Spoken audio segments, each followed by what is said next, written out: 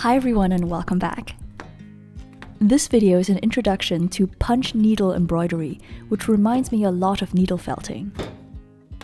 This is actually a very old crafting technique that suddenly became popular recently, and I think it's because it looks so satisfying on social media. I filmed this tutorial quite a while ago, but I realized that this is a great DIY to do during lockdown. It's very calming and it helps you pass time without looking at screens.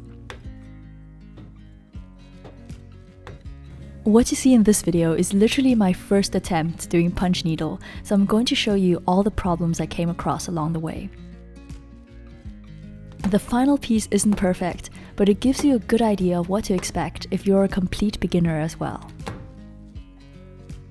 You can get pre-made punch needle kits that contain everything you need, and some of these are really cute. I ordered this one from Aliexpress and I've included the link below. It comes with a needle and embroidery hoop as well, which I think is pretty good value for $15. The packaging isn't the best, but I think for this price you wouldn't expect anything super fancy. Inside you get the embroidery pattern and lots of knitting wool. I really love the way the instructions are written, especially the last line, which says, "Looking forward to your finished products and have a good time." First we've got the fabric printed with the design. This is called monk's cloth or embroidery cloth and is woven in a special way which allows the needle to pass through. Separate the two hoops and place the smaller one on the bottom. Then put the fabric on top and wedge the bigger hoop around it so the design is right in the middle. This was a bit trickier than I expected because this particular design has a round outline, which means the circle has to be exactly the same distance from all sides of the hoop. It took me quite a few attempts before getting it right.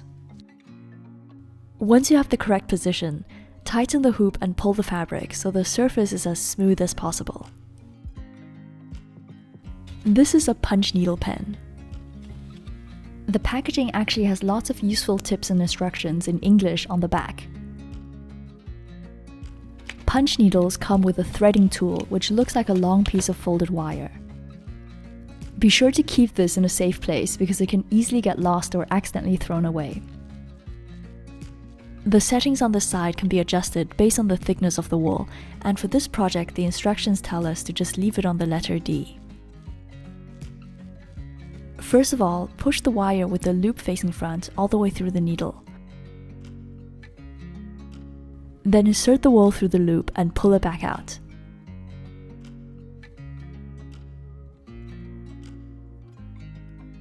Now pass the wire through the hole in the tip of the needle and you've finished threading.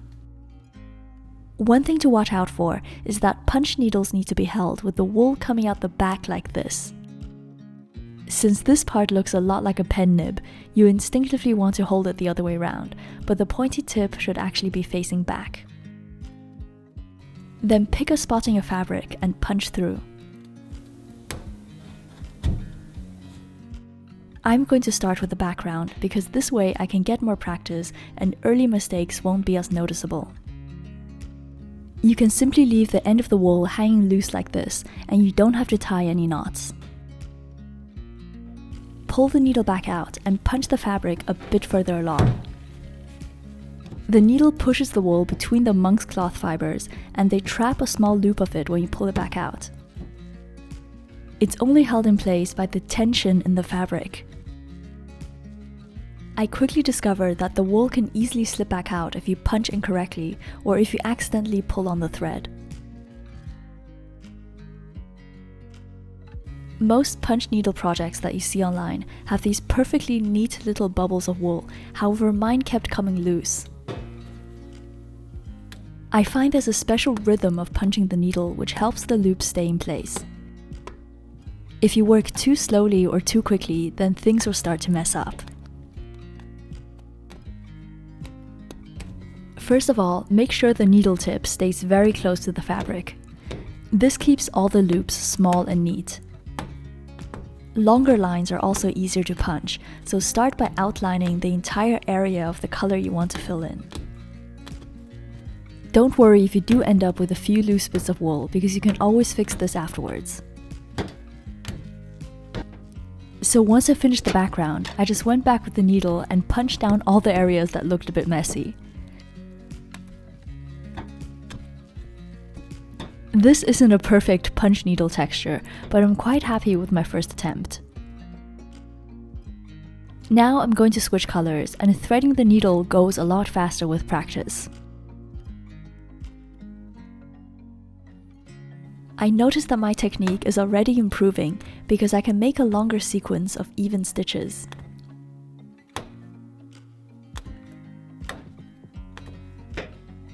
A pretty weird thing I noticed was that as soon as I started thinking about the wool coming loose, it usually happened.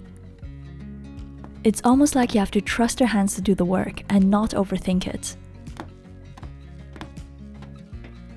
Just like before, I'm going to outline the beige area of the dog first, and then fill it in. You should also always check that the wool can flow freely through the needle. If it's a bit stuck inside the ball, then this can also pull your loops back out. I also found that it helps to have a lot of tension on your fabric. Tighten the hoops at regular intervals and make sure the fabric is tightly pulled from all directions.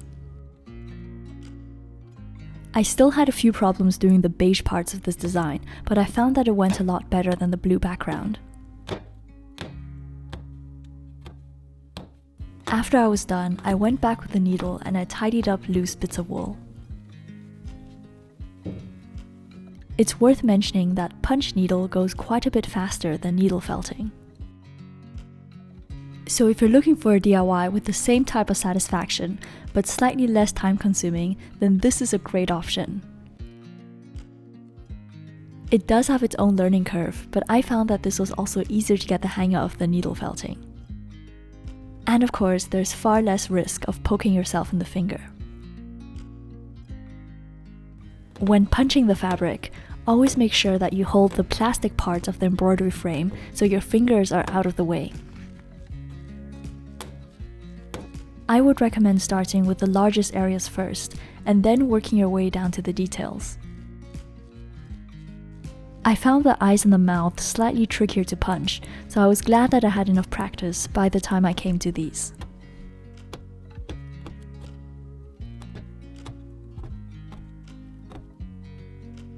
You actually have quite a bit of wool left from this kit, so be sure to keep this for future projects. The only color I did run out of was black, but on the whole I was very impressed by how generous this budget kit was.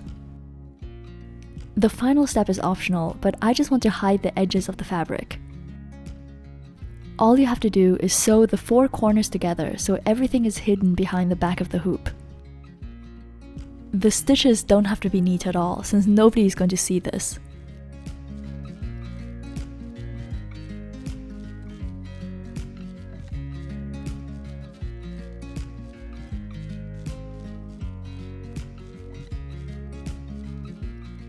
And now you have a nice clean hoop that's ready for display. Even though this piece didn't turn out as perfect as the picture, I still had loads of fun making it. Because this was a budget kit, I think some of the materials weren't perfectly matched.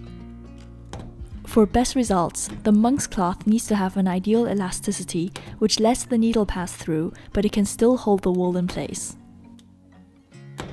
In this kit, the needle felt a bit large, and it had a tendency to rip the fabric.